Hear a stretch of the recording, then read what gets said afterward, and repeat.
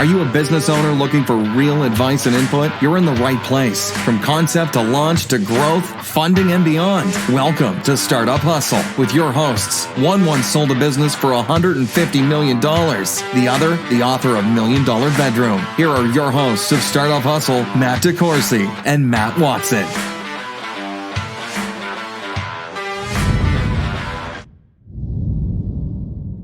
And we're back. Another episode of Startup Hustle. Matt DeCoursey here with Matt Watson. Hi, Matt. What's up?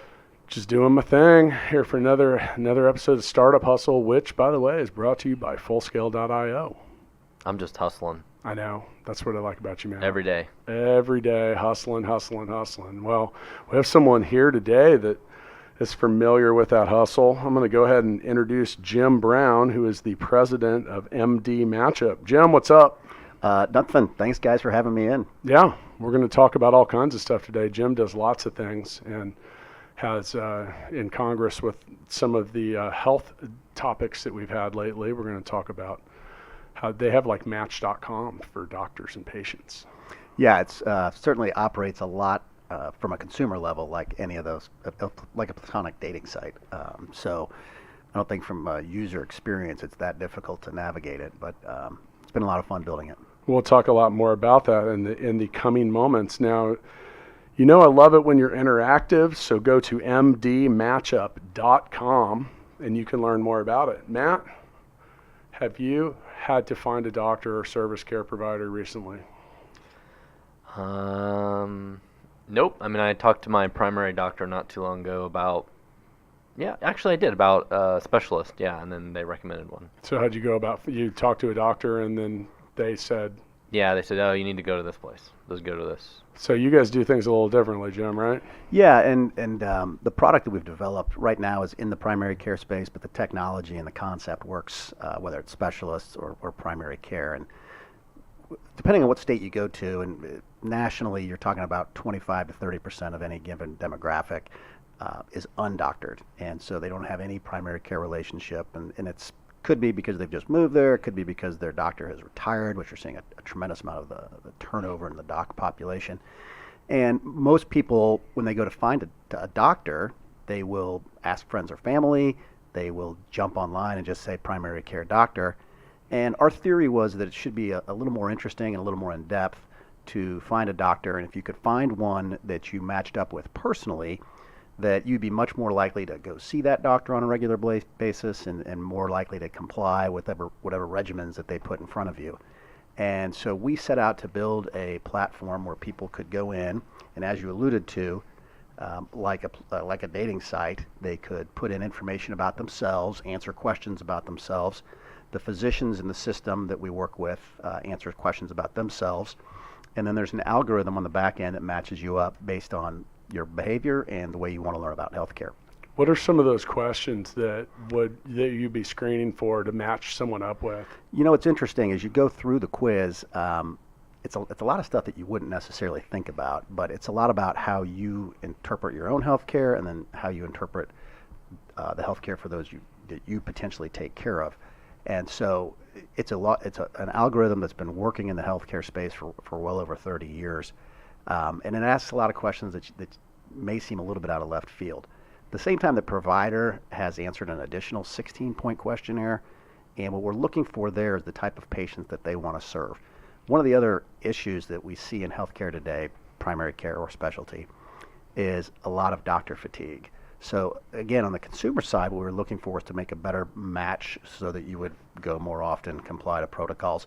But on the physician side, we also felt like if we could make a better match and that the docs were seeing the kind of folks that they would want to see, that again, the relationships would be longer standing and ultimately we would drive down the cost of care.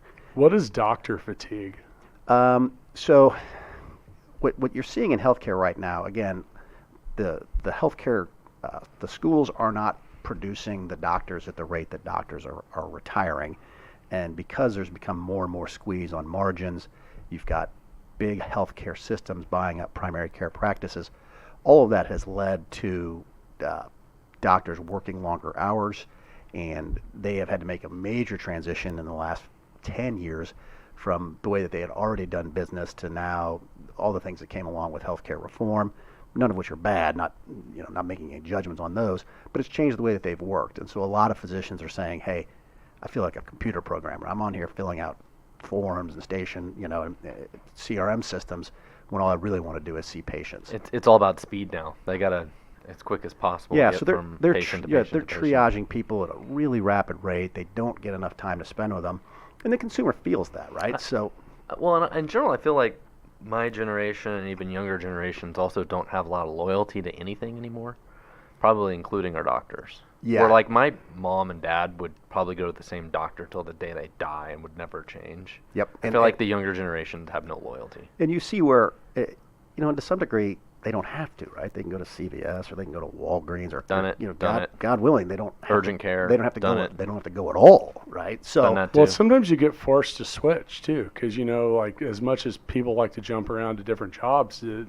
with that sometimes comes changes in healthcare. Yeah, which changes every year these days because Right. insurance prices are I've gone through ridiculous. that recently because we had a specific type of healthcare, then we had a different kind, and now we have another kind. And then with that, we didn't have the doctor that we started with 3 doctors ago didn't take the next type of healthcare, which then didn't take the next type, and then you finally found one. It's like, and by the way, the way I ended up finding him was going to the health and the insurance company's website to just literally like see who took the medication. No, it's- or the took the insurance, yeah, and that's All right. that's pretty common, right? And so it's Wait a minute. I've got an important question. Oh no. What would be some of the best or worst questions to be on this questionnaire? Like I'm thinking like, is 420 friendly? Or like, that will for the record, that is prescribe not on will the- prescribe methamphetamines or well- will hand out OxyContin. Like, Right. what other questions would Do be you on really this? think that is on a healthcare provider? No, I'm just saying survey? it would. Like, I'm saying they would be the best or We're off the worst reservation. questions. What Like, other oh, questions? well, like, what is the size of your hand? Are we gonna do- What other? It is- What other kinds of questions? Would Well, there be? there are questions on there about your feelings towards alternative health. Yeah. See, there we go. So do we need Hey, to we have don't, we like don't an, go all the way Yeah. to do we need to have an methamphetamine. instant quiz? Yeah. All right. Right. So I'm gonna. Can I go first? Please. All right. Yeah. So I think that one of the main criteria is actually going to start around location. Yep. Okay. Yep. And that's not so that we would call a secondary filter. So again, the primary desire is to make a personality match. But once that personality match is made, Yeah, but you can match me up to someone that's my ideal personality match of a doctor, but I'm not driving 60 miles to go see him. right. I guess we could do this Family Feud style. Oh wait. Do I get 3 strikes? Well, what's your guess? What do you think's on there? Is 420 friendly? Where did that come from? I think that's a These different- days, man, that's a everybody wants different medical podcast. marijuana, right? I That's mean- like the. I mean, but they The next might. podcast. but- it's what? That's the next podcast. We've already done those. But I don't think that. I mean, that might be something, but you're looking in the Kansas City metro area, and you're going to have one state that says that's Yep. okay, and another Yeah. one that doesn't. We're a few weeks or months away. I don't know. Do you go to your primary? I don't even know how that works. Do you go to your primary care physician for that prescription? I don't think so. Yeah, I don't think so either. It's a different kind of doctor. So You don't think so? Starting in January, like, oh, my back hurts, I need medical marijuana. That's not what's gonna happen. we're certainly not too far away from it. That's but what I I don't mean. see a lot of primary care doctors. I'm not going down really that sure how landscape. that works. I don't know actually. either. Yeah. Now, well, actually, I do know a little bit because I know that a whole industry of prescription writing doctors pops up around that. But okay, Yeah. so Anyway, sorry to get us off. No, you're you're feeling fine. rather frisky on a topic that you don't Right. know a whole lot about, I Watson. would have. You didn't even go to the Jonas Brothers last night. Yeah. Well, yeah. Pat Mahomes was there last night. Really? Yeah. Yeah. Yeah. He was having a good time. All Kansas City podcasts generally end up at Pat Mahomes. So. Yeah, maybe. We need to get him in here, actually. Yeah, but we do filter. You can filter by your insurance type because that's obviously a very practical. And by the way, measure. thank you for putting this back on top. No, you're welcome. You can filter by geography. You can filter by do they like to golf? Do they like to garden? Oh, so there's interesting. So there's a lot of things. So again, you're making a personality match, and then once that personality match is complete, then you're allowed to filter by other things that would become very practical. Yeah, how far are they from my house? So I don't think this is a tough question, but let me ask how a doctor's personal interests in like gardening has to do with my health care. 0. Okay. But it does matter on a personal relationship. Are you going to have a better the hope would be, and again, we are seeing this both anecdotally and through research, is that you're taking down so many of the barriers of intimidation around the provider and the patient, Sure. and you're giving them. So it's about like, because people want to do business with people they like got it. and get advice from people that they feel comfortable with. So if you feel like you have something in common with the doctor, you're going to have a higher likelihood of finding it to be credible. Two things I think are important. A higher likelihood of maintaining your schedule, right? That you're going, and one of the things we have found with our beta with Advent Health is that people who came in via our website were more likely to visit 1.5 times in that given year, which is what they should be doing, to follow their healthcare regimen. But second, that they were also following the protocols. I think that's one of the bigger issues that we have in healthcare now, is that you go see your doc tells you what to do, and you walk out the door without any intention of actually doing it. And so the notion would be, I mean, is that like when the doctor's like, because the doctor tells me the same thing every time, and I feel like it's Eat right. Yeah, it's like exercise. you need to eat exercise. more. If you could get more exercise, Eat less go fill this sugar. prescription, go, Yeah, and Go do so 20 like, push-ups. but how many of us actually do that? right.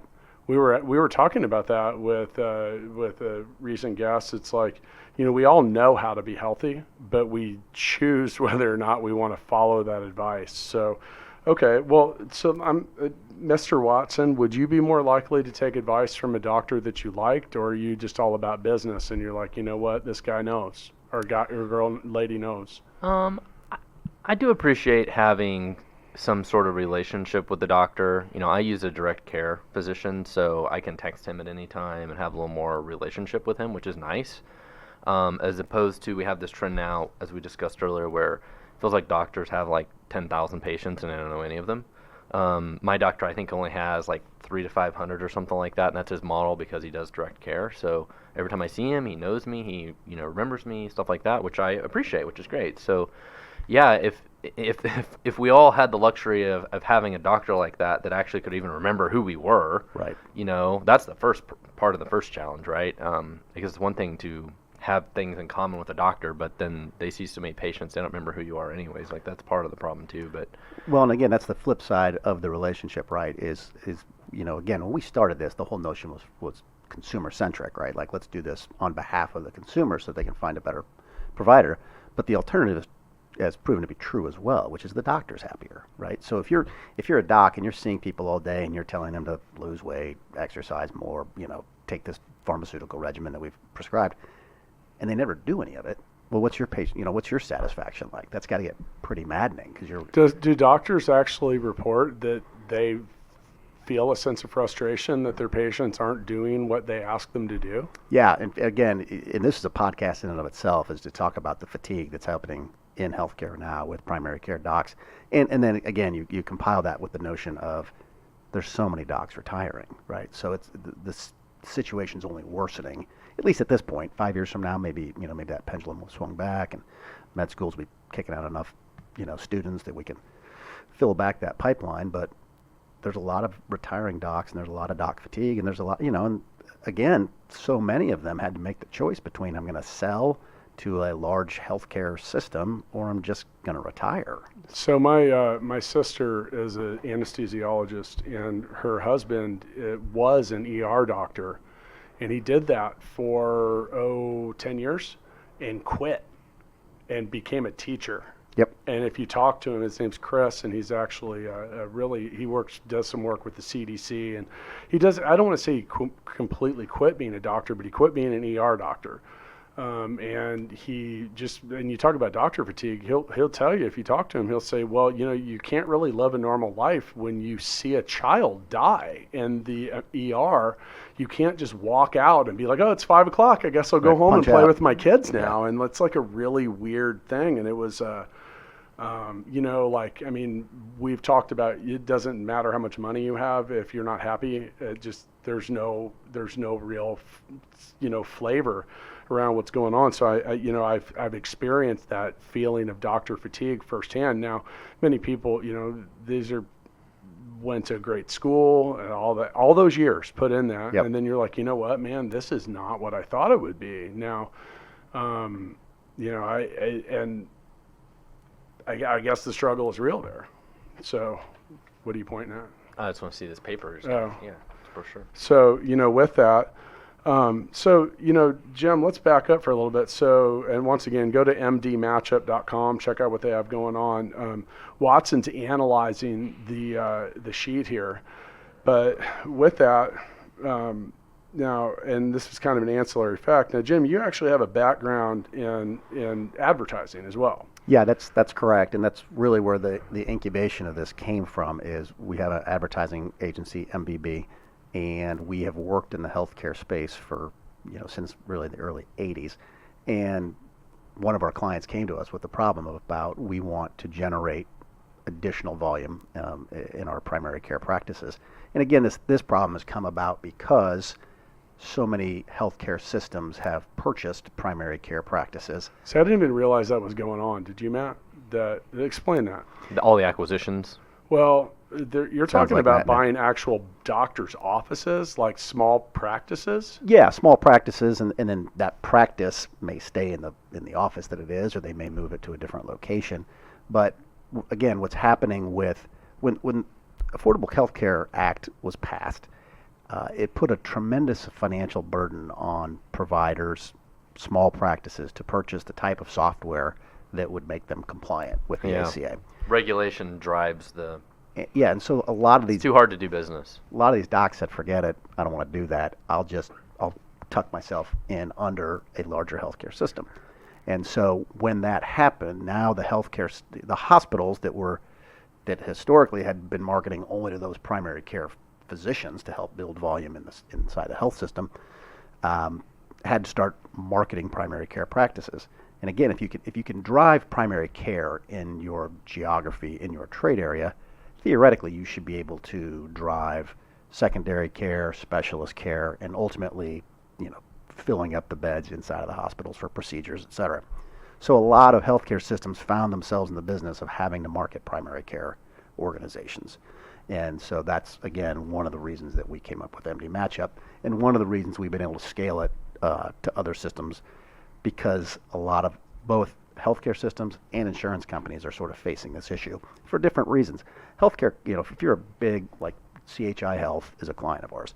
So if you're a big system, your goal is to match and make sure you're filling up the panels of your primary care docs.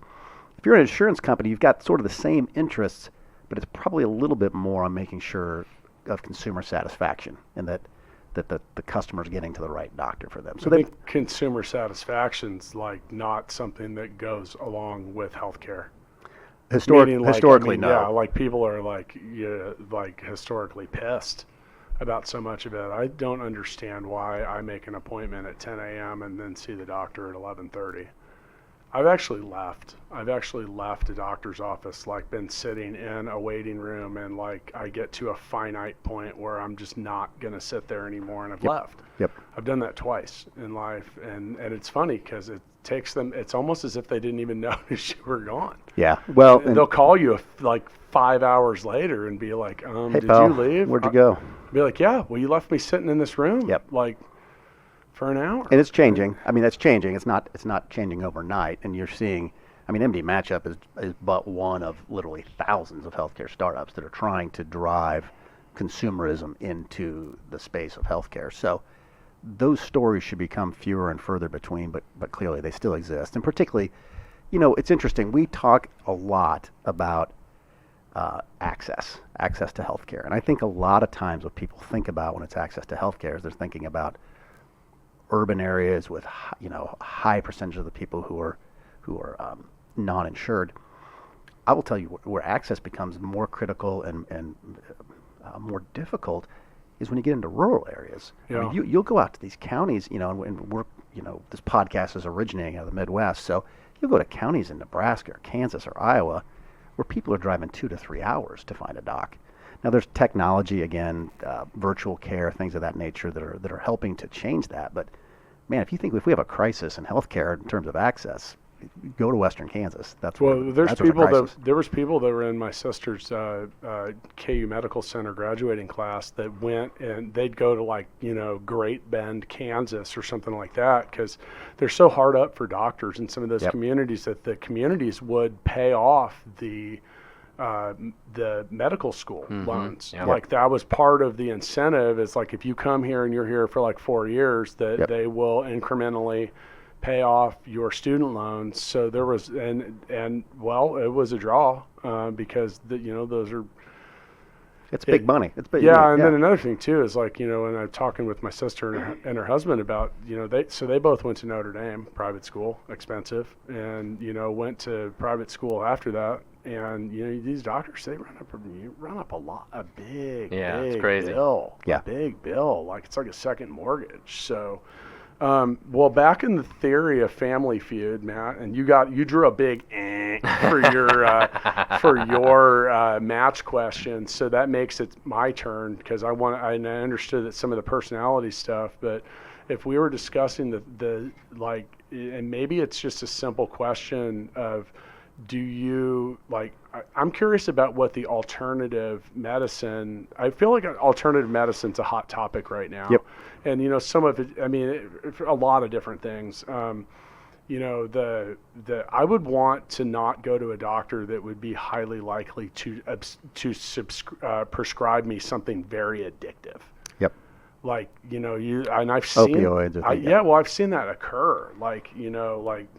Just someone goes and they're like, yeah, my back hurts, and next thing you know, they're like addicted to painkillers. And I think that's one of the struggles in healthcare in general is we have these perverse incentives, right? I mean, so a healthcare system gets compensated by CMS based on their HCAP scores, and those HCAP scores, one of the questions they ask is, they ask the consumer, were you in pain? Well, if the consumer answers that they're in pain, then the system gets compensated less money from the government. So, of course, you're going to prescribe medications to keep people out of pain, when the reality is some level of pain is so wait, should if you be say considered. you were in pain and they prescribe you painkillers, they get compensated less? It's a very small part of, and again, there's experts you can have in here to talk about HCAP scores much more eloquently than I have, but That sounds crazy. I Yeah. didn't realize that was a thing. so they're changing. So the Center for Medicare, So Medicaid. wait, if I say I wasn't in pain and you prescribe me painkillers, do you get paid more? No, Or is no, it no, the no, other no. way No, around? it'd be the other way. So again, one of the criteria, one of many criteria by which a healthcare system gets compensated for the care that they've given, and again, we're talking about Medicare, Medicaid programs, which pay for a tremendous amount of healthcare in this country, is, do you have high patient satisfaction scores? Well, a number of the questions around patient satisfaction have to do with, were you treated well? Were the people friendly? Did they get you in and out on time? Were you in pain? And a lot of time, if people say, yes, I was in pain, then your HCAP scores go down. And that would have an impact on your compensation. Are you in pain still, like after the visit, not before the visit? I didn't even realize an HCAP that was a thing. Yeah, so Reminds me of buying a But car. how do you gather? Like, you have to give us a 5 on all of these things because you bought a car. right, exactly. But So you're going to manage to the 5, right? Where I mean, do if you- you're the where guy does- selling the car, you're going to manage to the 5. where are these surveys taken? Because I don't feel like I've ever taken one. They're taken in the hospital by patients Oh, as they're being checked out. Okay. So, so if you're Well, Have you're you ever- old. have you You're ever on taken- Medicare. You should know these things. I'm not. Have you ever taken one of those? No. I can't remember taking one. No, we're So- not on Medicare. So, and that's only for Medicare? I said Medicare and Medicaid, Yeah. Okay. So government programs. Okay, I see. So if you were the prescribing doc or the prescribing system, and you knew part of the compensation was how much pain were your patients in, you would be interested or probably more likely to give them pain medications. Yeah. Even if they didn't, and I'm not saying they were purposely drugging people who had no pain, but if somebody said I'm a 4, Well, I think if it's you just had something, it's relative human nature to respond to the stimuli that are around. Like, it's proven in businesses that wherever people are incentivized, they will structure their thoughts and their approach towards achieving their own incentives. their goal, right? Whether it's for their own, monetary gain or just how they're reviewed or judged within the company that they're at. So, I think this is a very interesting topic. So, but who sets these? Like, where do these parameters come from? Where do these HCAP scores or guidelines? CMS. And they are, who's that? The Medicare and Medicaid programs. The people who regulate, monitor, and create Medicare and Medicaid programs. So do those scores, is that something that a provider like MD Matchup, is it, do you have access to that? Well, I think anybody has access to HCAP scores, but no, we don't. It doesn't play any. It's a different podcast for you guys, but it's a fascinating part of our healthcare system. Well, with with what you guys are looking for and trying to match things up, I mean, what's the primary driver? Like, what's the first thing what's held in the highest regard? The highest regard is the relationship between the provider and the consumer. Will they, based on our algorithms and our science, will they see eye to eye on how to treat their healthcare? Okay. And if you can do that, again, the theory is if you can do that, then people will adhere to the protocols and they will visit more often, and that the doctor will be more satisfied with the patients that they're seeing. And we've got 2 betas, and both of them would suggest that we are doing that at a pretty remarkable clip.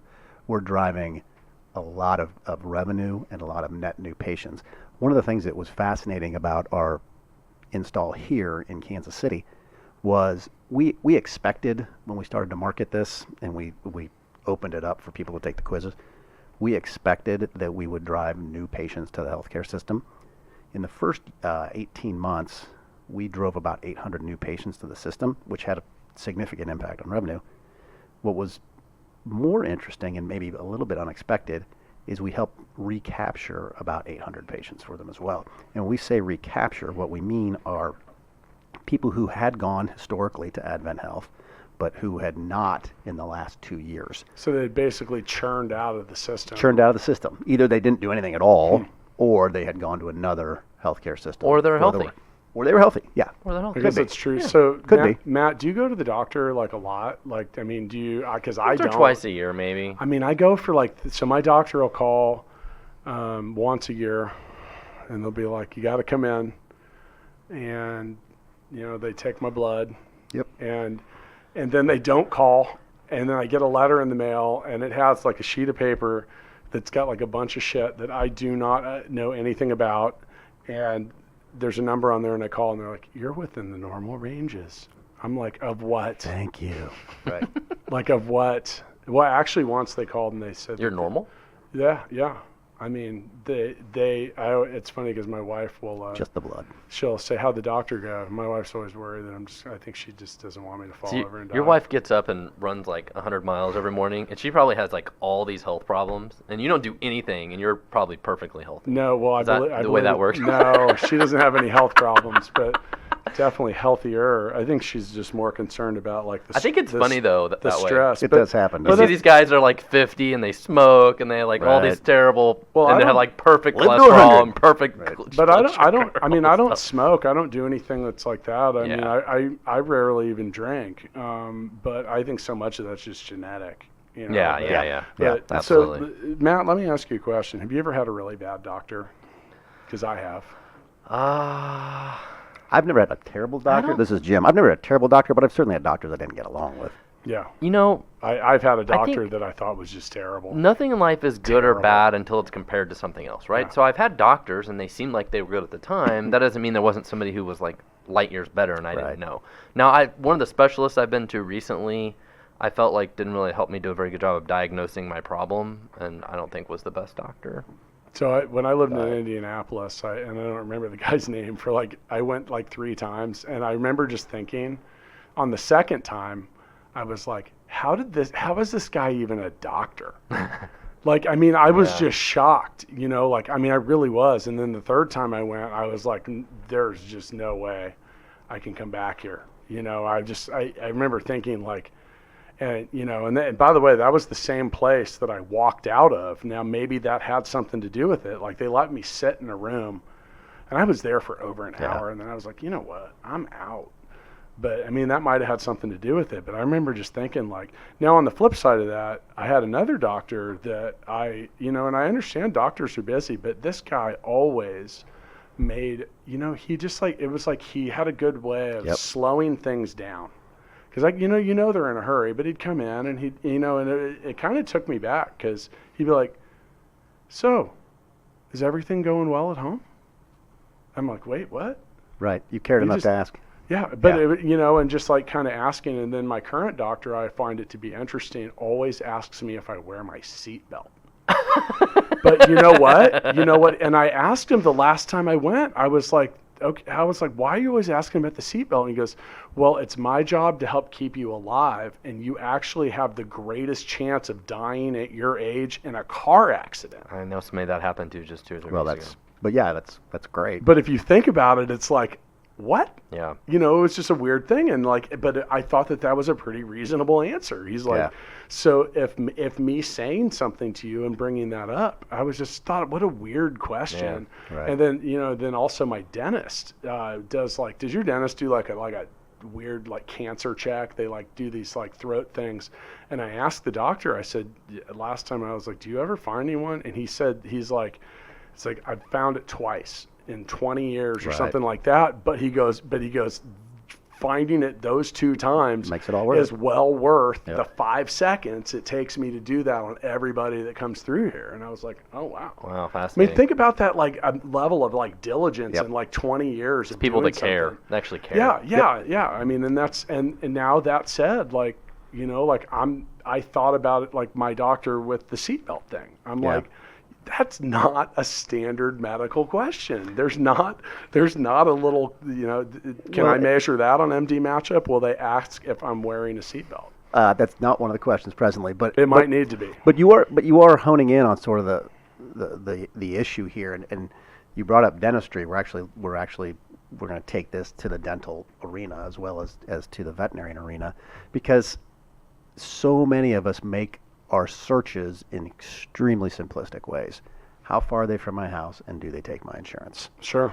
And that has zero to do with how good of a relationship you're going to have with them. Right. So, there's so many systems that have Find a Doc, and that, and you can go to any of those Find a Doc tools, and they're fine. It's just the metrics that they judge this on are way too simplistic.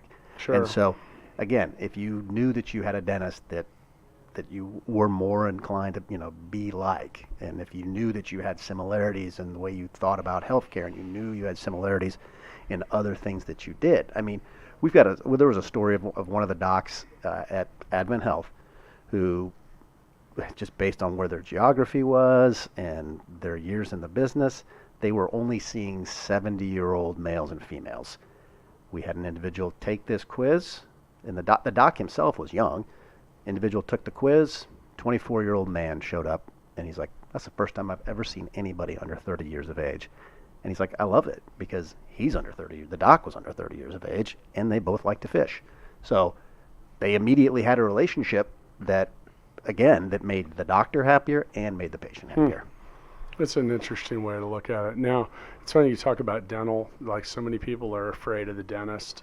It's interesting. Yeah. I mean, they really are. Like, they actually have like dentists that specialize in dealing with the kind of patients that hate the dentist, which would scare me. Now, is that something that I've had many people say things like, you know what, I haven't been to the doctor in 6 years, and it's amazing how long my outlook on life has become. Like, if you don't, so much of it's preventative, but what about the people that are afraid? Like, some people just don't want to go. Yeah, absolutely. And again, inside of the quiz, we talk a little bit about, try to address some of those fears. And again, the notion would be, if you have somebody you're closer to or you get along with better, that those fears would sort of go away. Not that you're ever going to eliminate them, but if you can lessen them before the person walks in the door, then it's a win for both parties. Matt, so I have a question for you. So you're piloting this, you're beta testing it at Advent Health here in Kansas City. So are they advertising this partly through like the insurance companies, or as a consumer, like how would I know that this site exists and how would I use this? Great question. So they are first of all, there's a lot of SEO around it. There's SEM that goes along with it. Then they've also run marketing campaigns both inside of their hospital, inside of their care practices, but also TV, radio, internet.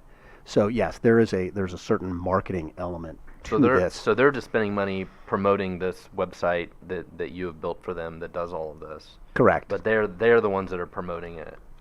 We are doing some promotion as well, but primarily it's on the systems that have purchased it to do the promotion of it. And so I didn't know if, like, as an employer, if this would be something I would recommend to my employees. Yes, if that's part of it, or it should be. Yeah, absolutely. And they have physician relations practices that go out and. But work so with do you them. have different websites for each of these hospital networks, or do you also have one across like all of them? So we are actually building the one that will go across all of them because these were first to market. They were built as discrete individual sites. So here in Kansas City, it's My Health KC. So will you also have like reviews of doctors and all that kind of stuff? So we are not doing independent reviews on the site, but what happens is if a healthcare system, and most do at this point, have review platforms, then those reviews get pulled into. You'll aggregate that data that'll and aggregate and show up. So There's so many factors. Like, I don't know, man, when you talk about reviews are sketchy. Like, it's very rare when someone stops to, like, okay, if I see an online review and it's more than like 2 sentences, I think it's fake. If you give me a 5-star review, I'll give you a free wellness checkup. Well, yeah, I mean, that's what I'm saying. It's like some of those things are a little sketchy. Like, there was actually a whole shakedown in, I think it was like ice cream shops or something just weird in New York. Are you familiar with this? No, but you can see how it happens. But they were making, like, they were like at war.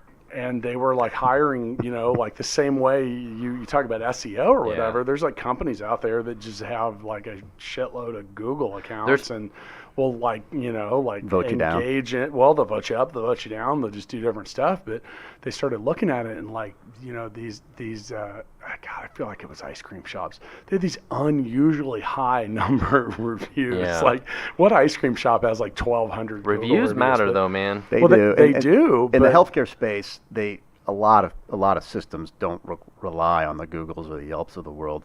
There are healthcare review companies that had gone into this, and it said like 90% of them were fake. Yeah. And if you 90? like, it was high. It was like, now there was something, but they literally like, there was some kind of charges filed, like for misleading this or some, I don't know, man. But, but like whenever I see a review and it's like more than a couple sentences long, I immediately start thinking, because I know how people are.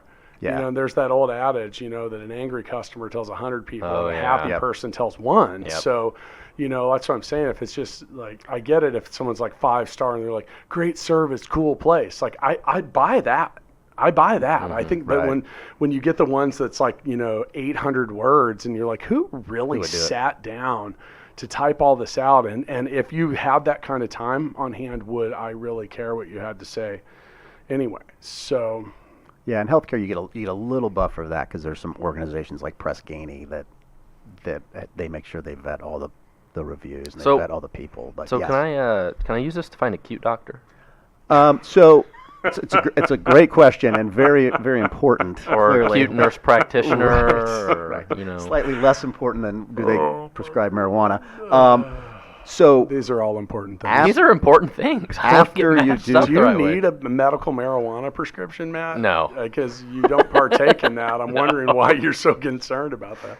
So after you go through and you take the quiz and the algorithm works its magic, then the site will spin up for you.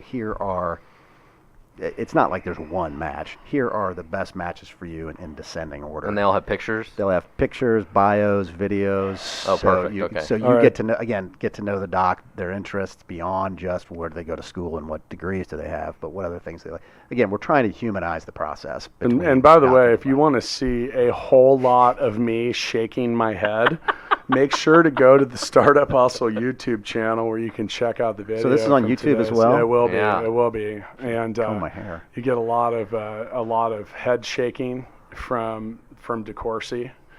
And that's okay. And while you're at it and you're perusing the internet, make sure to go to Instagram, check us out at Startup Hustle Podcast.